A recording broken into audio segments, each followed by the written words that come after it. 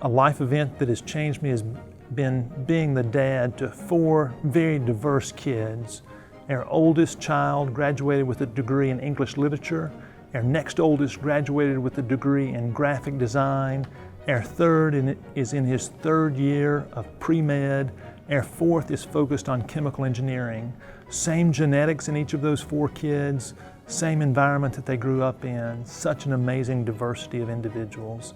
So that taught me a lot of valuing others and seeing things through different perspectives.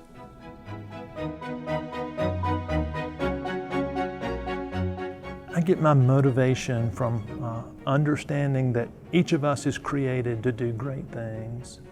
And in understanding that, those great things are caring for others and also working in a way that is both exciting and joyful and helps others achieve their goals.